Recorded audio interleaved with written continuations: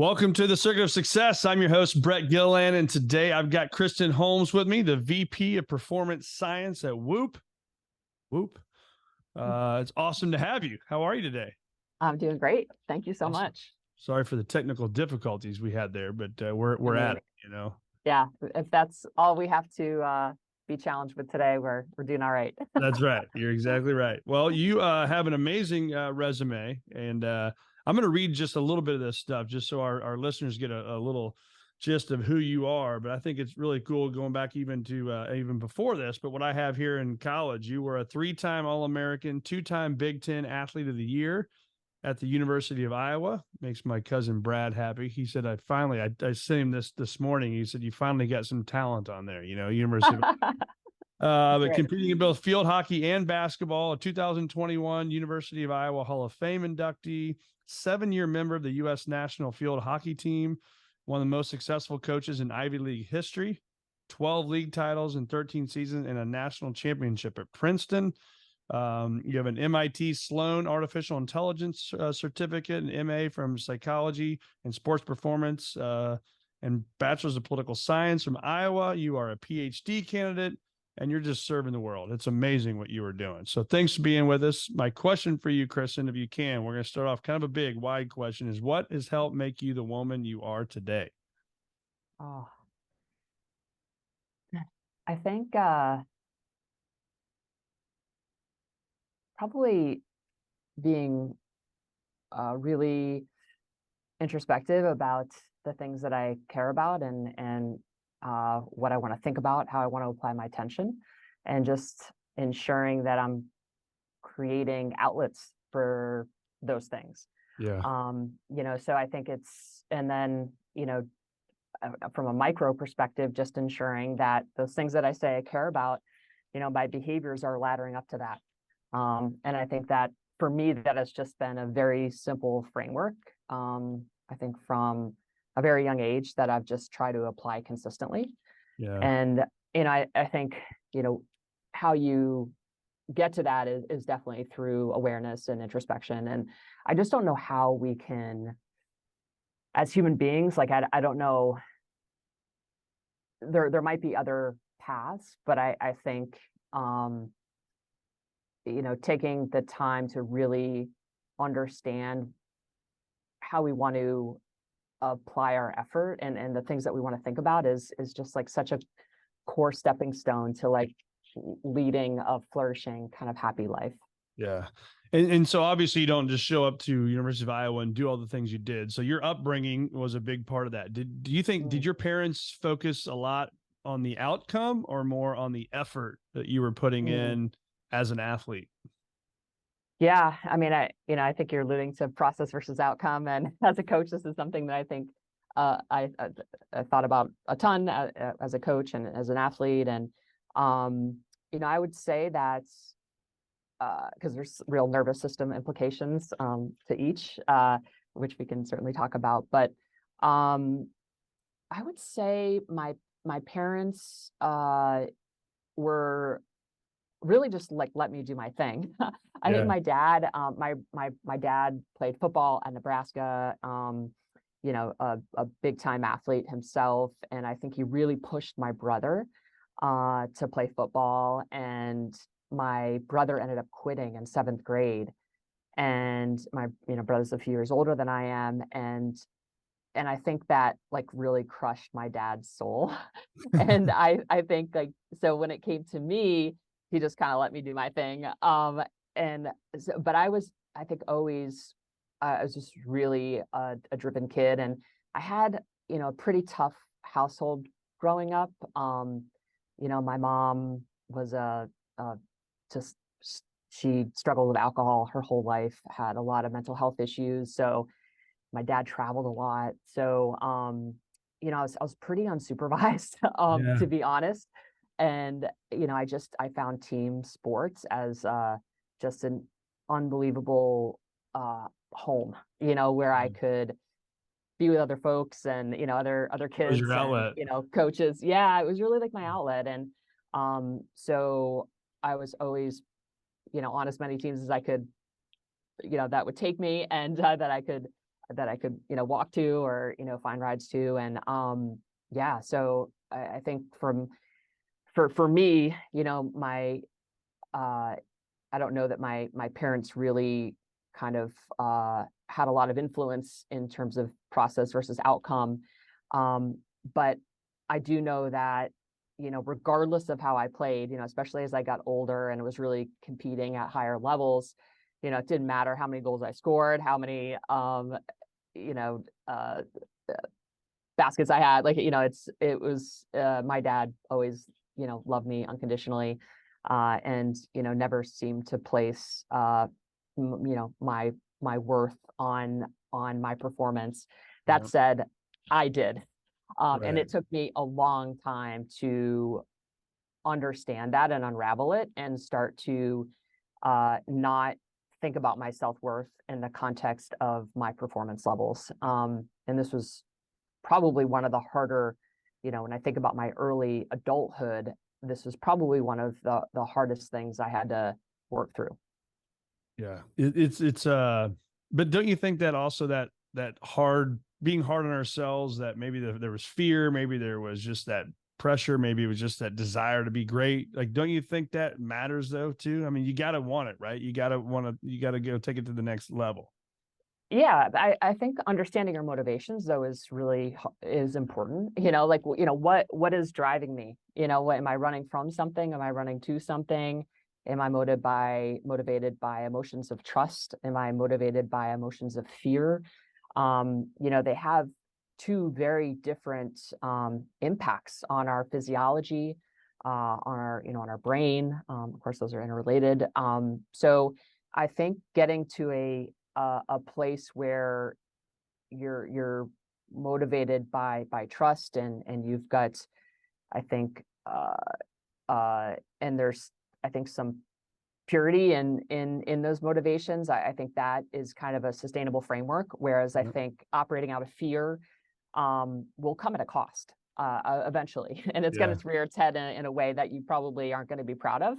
So I think understanding the root of emotions, and trying to, and I guess a very simple example, am I motivated by a fear-based emotion would be, jealousy, for example, and kind of some of those social comparisons that can come forwards, or am I motivated by, a love of the sport, and just a passion for the technical aspects of the sport, or trying to solve like a problem.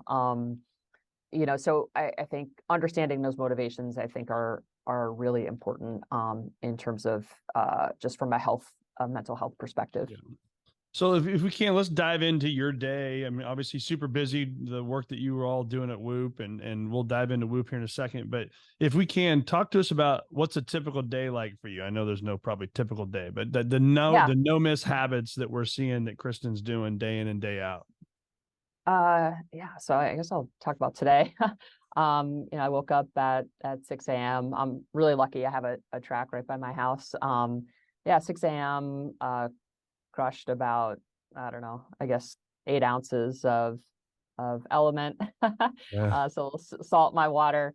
And then hit the track, and I ran, I don't know, 400s, 8 200s, and 10 100s, and did some core work, some mobility, jogged back home, had a protein shake, showered, got in the car with my son, drove him to the New England Junior Championships. He's playing in the New England Junior PGA Championship Nice. today at Stowe Acres. Yeah, so get some car time with my boy, and yeah, dropped him off, and then just headed into work.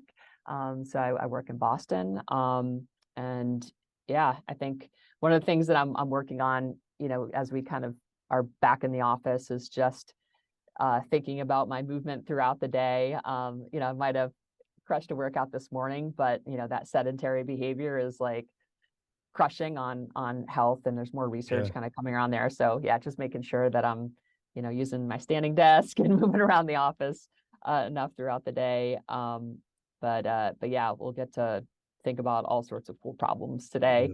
I'm going to give a little lecture to the data science team on physiology, so I'm kind of pumped for that.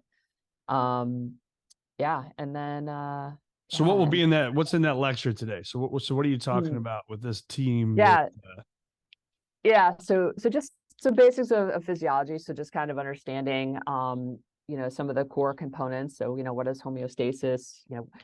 Why is physiology research interesting? And why do we care about it at Whoop? So just kind of helping people understand the research aspect of some of the things that we do here at Whoop. And then really just kind of using the obviously we're a physiological monitoring device, right? So data science team is building our algorithms. So, and a lot of those folks don't have backgrounds necessarily in physiology. So what we're trying to do is just, give them a basic understanding. So kind of a science of Whoop. So really thinking about physiology through the lens of Whoop, across sleep, strain, and recovery. So they can kind of understand, all right, how do certain behaviors drive, your internal status. So your ability to kind of maintain homeostasis or adapt to stimulus. There are definitely,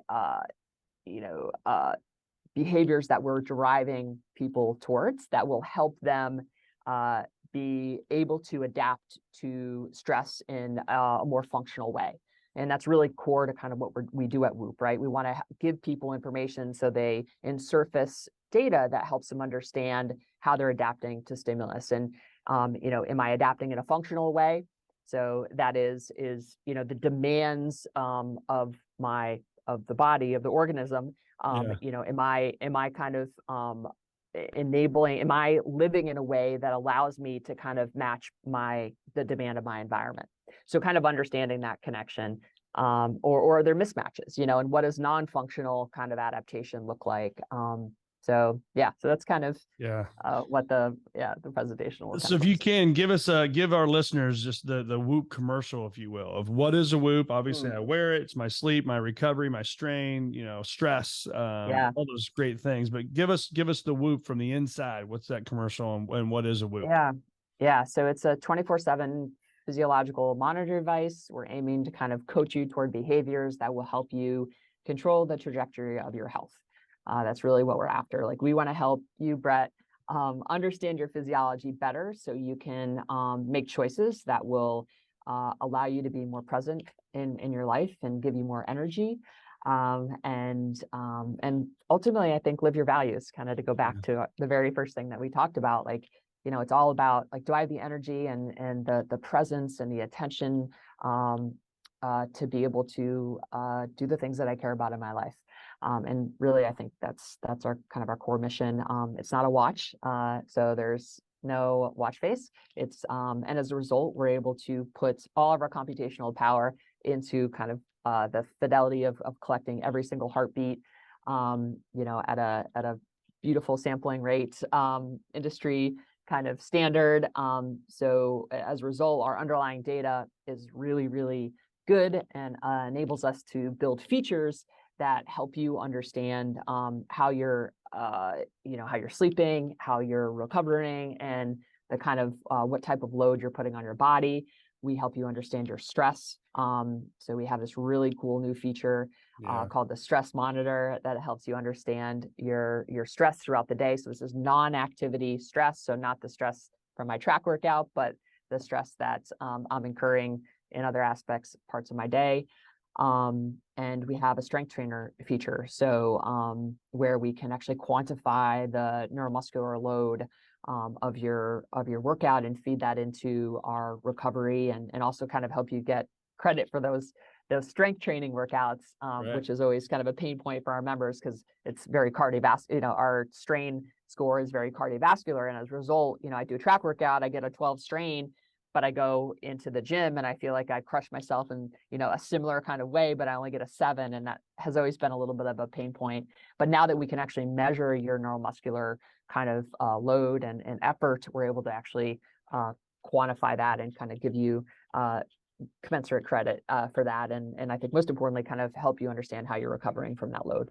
I love the stress monitor. I just said this on a podcast the other day. I was talking about it and I actually pulled it up during a podcast where sometimes people are like, oh my gosh, I got to be setting, this person was live in the studio with us, and it's, it's nerve wracking. It can be all this stuff, right? You could think that's a Mhm. high stress situation. But Mm. when I pulled it up to prove a point, and when I'm doing this with clients as well, I was like at a 0.8 on the stress meter, right? Wow. Which is Yeah. low, right? Which for Yeah. me, and correct me if I'm wrong here, but that tells me that I'm doing something that I love to do, right? Mhm. I'm in line with my values. I love sitting with Mhm. my clients. I love sitting in the podcast, learning. Like, Mhm. that's a big deal versus something else that could be super stressful. Then I can go back throughout my day and look, where was my Mhm. stressful moments, get more of that on my calendar or less of that Mhm. on my calendar. Is that a fair way to be using that? Yeah, I think that's a beautiful story. And yeah, I mean, I think if we how we perceive stress is really, really important and is going to impact our physiology. Yeah. It's going to impact our heart, right? If I perceive that stress to be good, um, you know, I am gonna that stress will maybe it could look the same on the graph as if I perceive it bad, but my ability to recover from that stress is likely going to be better than if I perceive that stress to be bad. Yeah. So there's kind of that component that I think is interesting and important for people to understand. Lots of science behind that. But I think the other thing too, Brett, is like it also might speak to just your fitness level too. So, what might be kind of, even if someone was doing exactly the same thing. Let's say you and I, we're both like loving what we're doing right now. Like this Yeah. conversation's like super excited and it's aligned I'm, with like what we value. Yeah, yeah, I'm at so a, great. I'm at a point Um, three right now. yeah, I mean, I think a lot of that is just is your comfort level in the setting, is the alignment, right? Like you're just fully aligned. You have a really good baseline fitness. Some people are going to rev higher just because they're not as fit, right? So yeah, I think there's like a lot of things kind of happening probably that Good. give you that low stress, but yeah, I mean, generally speaking, like and you have a green recovery today. So your body is like really primed to adapt to all sorts of different types of stimulus today, including kind of the cognitive stimulus. And there is no question that, if you're living your values, your behaviors are, aligned with what you say you care about, and you're incorporating, different modes of exercise, and you're, keeping your heart healthy, you are going to have a lower stress score. And the other thing that we see correlate with kind of your daytime stress is how you sleep at night. So if you have so if your perception, and this is just like, we need to do like a proper study, so this is just anecdata, but it seems that if you perceive stress bad and you've got really bouncy, high stress throughout the day, unmanaged stress, that will rear its head in sleep. So when you look at your stress monitor, you want to have a really flat sleep, like you want to have Okay. really low sleep. So that's something to kind of keep an eye out for. And I noticed for me, when I am not incorporating my breath work, and when I talked about my day, movement's important, and also kind of getting in just 5 30 seconds, five sets or reps, I guess, of 30 seconds of breathing. I try to do that throughout the day to kind of mitigate that negative stress accumulation. So I think if we're not managing stress throughout the day proactively, it can rear its head in sleep, and that's definitely a relationship that we see on stress monitors Yeah. is kind of unmanaged daytime stress, and kind of how bouncy your sleep is. Got it. That, and that's, I love the awareness of that. So that's helpful. And so maybe somebody that doesn't wear a Whoop yet, well, hopefully they'll go buy a Whoop right now, right? And That's you right. don't Yeah. buy this; it's just a monthly fee, and you get an unbelievable amount of data. And what I love is, Yeah. I was just with a guy golfing in a charity golf tournament on Monday, and he was wearing a Whoop. So we spent an hour probably throughout the day talking about Mm. Whoop, which is great. Yeah. But he doesn't do the journal. I'm like, dude, you got to do the journal. I'm like, the Mm. the monthly stuff you get at the end of the month of just tell me Yeah. what helps my sleep, what hurts it, what helps my Yeah. recovery, what doesn't. But for Yeah. somebody that doesn't listen or doesn't, I'm sorry, doesn't wear a Whoop, that talk about that breathing thing. Like, how important is that throughout your day? I can't Yeah. track it because I don't wear one, but if I did, what's that doing for me? Yeah. It's such a I suppose simple intervention. And I think that what's really powerful about our breath is it's always with us, and we Yeah. can kind of be, make conscious choices of around how we breathe for the most part. I think we want to try to nasal breathe as often as possible. So if you kind of notice yourself walking around with your mouth open and you're not talking or eating, close your mouth. And I think, there are like, it's tape that you can wear over It's your mouth. literally going to be one of my questions. So yeah, which can be super helpful when you're trying to build a habit. My son and my daughter both, were kind of mouth breathers. And yeah, so it's taping the mouth when they're just watching a TV show or or doing homework or whatever. But I think becoming a nasal breather is very, very important, and a very strong relationship between cardiovascular health and your ability to sleep at night. So managing kind of breath throughout the day is very, very important. So you want to become a nasal breather. And then I think on top of that, we want to make sure that, and this is related, but slightly different. We want to make sure that we're, I guess, with every bout of kind of stress that we incur over the course of the day. So let's say, even though we both perceive this as good stress, we still need to recover from it, right? Right. So, after the session, doing, 30 seconds of, slow paced breathing is a great way to kind of deactivate the nervous system, right? So even though your stress is really low right now, you're still like slightly more activated than you would be maybe in another scenario, right? Where you're not engaged and like thinking. And so you want to just make sure that over the course of the day, you're having these activated moments, which is awesome and important. And then you're mapping it with appropriate levels of deactivation. So we're talking about it from an autonomic nervous system perspective, right? So if you're constantly activated, right, and not mapping that activation with moments of deactivation, you end up building stress. And these are just kind of acute moments, but they end up being kind of they end up becoming it becomes more chronic stress, right? If we're not managing it, right? Our body can only manage activation for so long. So, mapping that activation with moments of deactivation with 30 seconds of just a shorter inhale, extended exhale. You can do in through the nose, out through the mouth, or in through the nose, out through the nose. For 30 seconds, 4 or 5 times a day will actually go a long, long way to helping mitigate that negative stress accumulation, and most important, help you fall asleep and stay asleep at night. Yeah. See, I love this because, I talk a lot about meditation. That really helped me get through I still am very anxious person, a lot of nerves, right? But the meditation changed my life. I mean, it literally changed my life of being able to look at anxiety as an ally, as a friend. It's probably never going to go away, but now how to control it.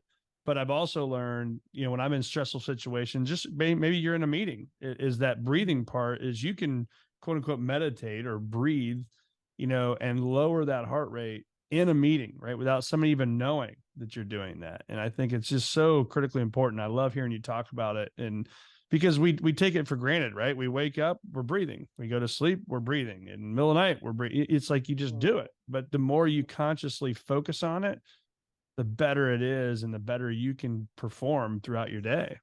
Yeah. And I think it's just underrated as like such an important like key to health. It's like it's the barrier to entry is actually really low. Like we just literally practice closing our mouth. Like I don't have the actual numbers of how that actually helps our health span, but it's pretty massive, especially given how much we breathe, right? We want to make sure that we're breathing properly, right? We haven't, we're not, a lot of this mouth breathing is just a function of modernity, right? So, we just need to get back to nasal breathing, and I think it's our muscles will work more effectively. Our brain is going to work more effectively. Every organ, cell, tissue in our body is going to work more effectively. So nasal breathing is I think really important, and then that breath work. Well, it's cool because I've seen more and more people, tape their mouth and do all that stuff either while they're sleeping or while they're working out. And while I was, Instagram stalking you, getting my research for today, I saw you did one like, I don't know, 3.5 years ago. You were working before out. It was vogue. So I'm like, all right, there's something to this. If she's doing this 3+ years ago, I'm like, all right, there's something there. Yeah. And I've totally, at this point, like I don't have to tape my mouth anymore, but I was taping it during weight session. So where I really struggle to kind of keep my mouth closed. Yeah. But yeah, I was just kind of, so that was a post run, about to get into my weight session. And yeah, was just trying to kind of ramp up the I guess difficulty just by focusing on nasal breathing. Yeah. Incredible. Let's talk about synchronizing our circadian rhythm. What that means, why is that so important? Let's talk about it. Yeah, this is another one, I think, right, with breathing, that I think people don't necessarily maybe understand or think about or realize, like, how powerful of a lever it is to improving really every aspect of human health. So our bodies are naturally want to naturally align to the light dark cycle. So, right now it's daytime, so the sun is out, and my body is taking in cues from the environment. It's taking in cues from my behaviors as well. So when I eat, when I go to bed, when I wake up, when I exercise, when is that those moments of stress? When is that the moments of relaxation? So all of these things are really are the cues, the most important cues that are going to tell my body, my cells, my tissues, my organs, what it is they need to do. And when we are behaving out of sync to the light dark cycle, that puts enormous stress on my system. So you can think about when I'm aligned, so it's the daytime and I'm getting lots of natural light, my body's really happy and it feels safe because what my body's expecting endogenously is being kind of confirmed and validated with what's happening externally. So we call that circadian alignment. When I am awake, for example, when my body thinks it should be sleeping, that puts huge amounts of stress on my body. And as a result, my body feels unsafe. And when your body feels unsafe, it activates the sympathetic branch of the nervous system. So think cortisol, adrenaline, right? And we need that activation in certain moments during the day, but we don't want it during the night when we should be sleeping. So that's just one example of kind of desynchronization. And we know from the literature, the extensive literature, when our circadian rhythms are desynchronized, that leads to all sorts of deleterious health outcomes. So we know that, I'll save some of the really morbid night shift worker data, because I know it's like I've read those studies that you guys put in in your deal. Yeah, and it's terrible. It's really tough. And, there's other levers that I think that people can kind of pull to offset some of those negative effects of being awake during, the biological night. But bottom line, folks want to try to create as much synchronization, as much alignment with kind of the natural light dark cycle. So that's kind of number one. So morning, you want to get as much natural light as humanly possible. And it doesn't take that much, but get yourself outside. Within an hour of waking up, you want 5 to 20 minutes. An hour if you can swing it. And I know that's not practical for everyone, but do your best to get outside. That's going to set off just a cascade of I guess information that to your cells and your tissues and organs that are going to tell them what it is that they need to do, that it's time to be awake. This is really important information to kind of keep you healthy. The next piece, the next circadian kind of lever is when the sun goes down, you want to restrict light. I think it's important for folks to understand that we actually haven't adapted as a species to blue light after the sun goes down. Again, we think about it, if our anchor principle is about, all right, helping my body feel safe. This is a core component. When I am exposing myself to a lot of bright artificial light after the sun goes down, again, my body doesn't feel safe. I don't end up producing melatonin, which is the kind of hormone of darkness. And melatonin only gets released when there is darkness. So if I am exposing myself to huge amounts of artificial light, it's going to be really hard to fall asleep. And melatonin isn't just about making me fall asleep. It has neuroprotective effects. Melatonin reduces cancer proneness. It has just a wide ranging impact on our kind of health, and when we're depriving ourselves of that, we're that will come at a huge cost. So light and managing light is kind of the number one, I think, circadian behavior. The second piece of information that our body is trying to align to is when you're eating your meals. You want to try to eat all your calories when the sun is up, ideally. That is when our body is most primed to metabolize food, and that is when it's expecting to have to digest food. When you eat outside of the of daylight hours, again, that it's metabolically, it's very expensive. Your body has to work, exponentially harder to metabolize that food, because it's not interested in digesting food. It's interested in deactivating and resting. Yep. And we see at population levels data on Whoop, when folks report that they're eating food within 2 hours of bed, we see huge negative impacts on sleep. So their ability to drop into deeper stages of sleep. We see negative impact on recovery, markers of recovery, so heart rate and resting heart rate, respiratory rate. So time-restricted eating is what we kind of call it consolidating, and time-restricted eating is different than fasting.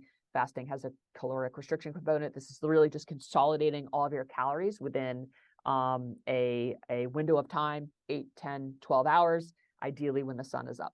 Yeah. So that's like the second lever that's like really critical. And then the final lever that I'll note is just, going to bed and waking up at consistent times. And what will enable you to do that is restricting light after the sun goes down and seeing light first thing when you wake up. And when you do that, you will fall asleep and stay asleep generally, have just this beautiful restorative sleep for the most part. But stabilizing sleep-wake time, and we see in our data, for every minute after 45 minutes of variability of when you go to bed and when you wake up, we see decreases in heart rate variability, which is negative, and increases in resting heart rate. So you want to try to keep that window of variability as narrow as possible in terms of when you can wake up and when you go to bed.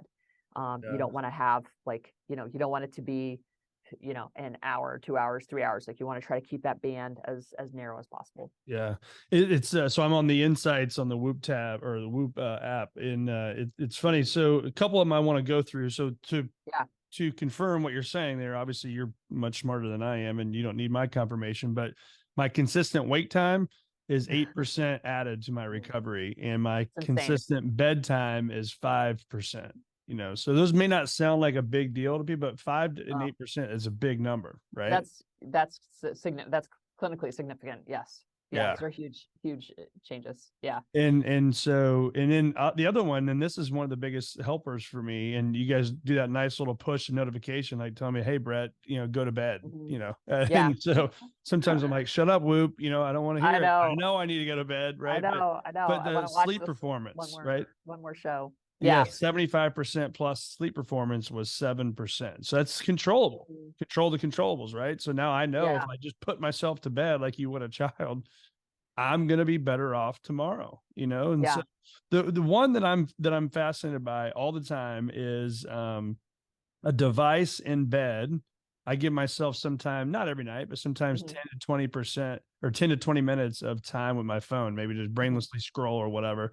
I have a 4% more better recovery when I get my device versus not having my device. That one's weird to me. Now I'm usually wearing blue light blocking glasses, so I don't know if that is offsetting it. I don't know, but it's weird. It for sure is. Yeah. So I think if we're wearing blue light blocking glasses, the lights generally are kind of dim, and we've got, on the phone, we've got the the filters on. Yep. That will definitely, no question that I would say that I don't know if it mitigates the impact entirely, but as long as you're falling asleep not having a hard time falling asleep and you're staying asleep, oftentimes we'll fall asleep, but then we'll end up with fragmented sleep. So I would look at your sleep quality on the days where Okay. because sleep performance is more of just a function. You said that it's related. It says it improves sleep performance. What was the metric that it improved? Let's go back to it. Performed positive impact, accounting of the 4% impact on my recovery. On recovery. Okay. Yeah. All right. So yeah, so it'd be interesting to see kind of how it might impact the quality of your sleep, because we know that, but then these are correlations, right? It's not causation. So I just keep that in mind. And we're not able to kind of perfectly constrain our models necessarily. So, there's going to be some where you're like, oh, wow, this is interesting. Yeah. But that said, like, you know what, scrolling for you is relaxing. Like you're kind of checking some sort of mental box that's important. And as a result, like, it doesn't have a negative impact. So when you are able to kind of go through, and part of it too is routine. Like, I think it's like, we've got this stack of behaviors in the lead up to bed that are going to either promote our sleep and recovery, or they're not going to promote our sleep and recovery. So that is just a behavior that, that seems to not have a negative impact. I'd be interested on how it impacts sleep. As we're thinking about it, talking about it, it also makes me think too, is like, that's maybe the one time in my day where I'm not, doing something for work or doing something. No with one needs you. Nobody needs me. It's just like, I call it Brett time, right? It's like, I can just chill, right? And just kind of brainlessly look at something. And it's people I enjoy to follow, right? I get inspired. Yep. So that's absolutely. probably that. So that's good stuff. Let's dive into, if we can, a little bit about cold plunge versus sauna. We talked about obviously the importance of sleep, but I wrote down cold plunge, sauna, sleep, hydration, movement. Those are all, critically important to anybody that wants to, do anything in life. But talk about the cold plunge versus the sauna. Okay, so this will be part of the physiology lectures, talking about this concept of hormesis, and everyone should kind of understand that concept is basically, what doesn't kill you makes you stronger. And that's really what's happening with sauna. These extreme temperatures, sauna and cold plunge are kind of creating this phenomenon that's called hormesis. It's a stress. You're stressing the body in a functional way that allows you to basically adapt to future stress in a more functional way. So it's kind of like, so you want to, for organisms, like, it's really important that they undergo certain amounts of stress. And frankly, modernity has like removed so much of that stress.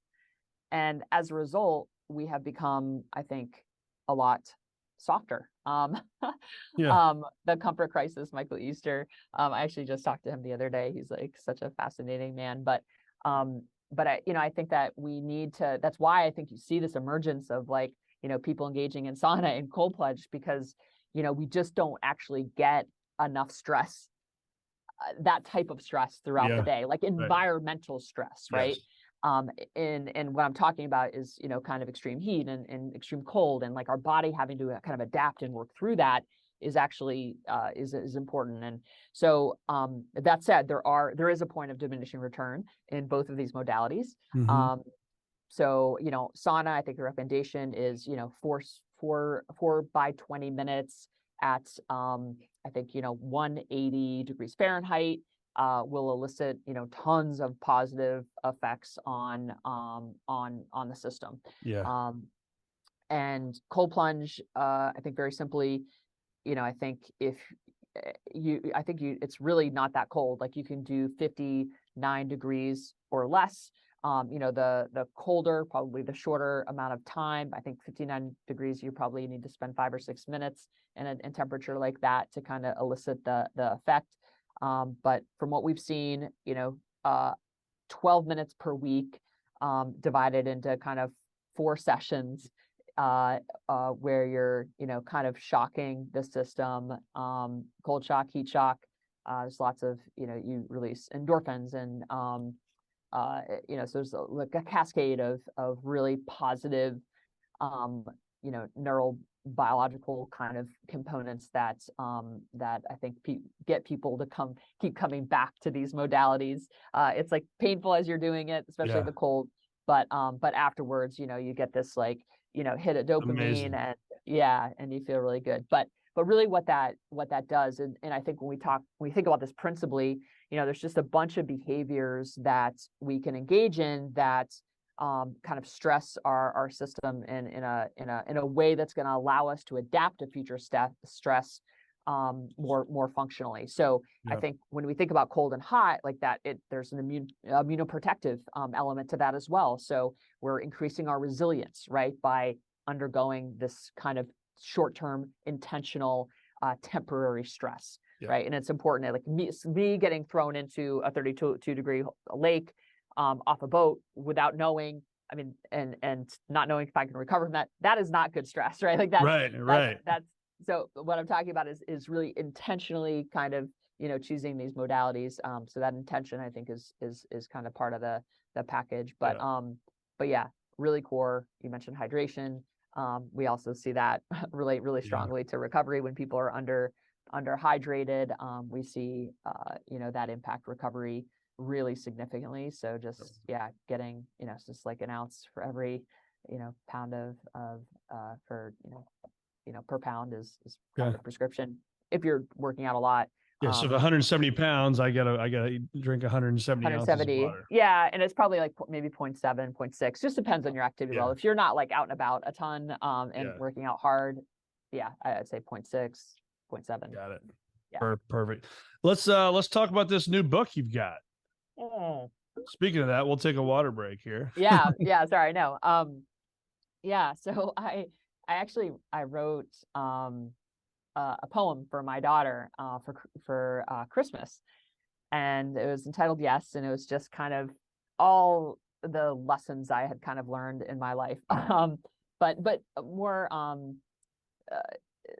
not all the lessons, but just around how do we think about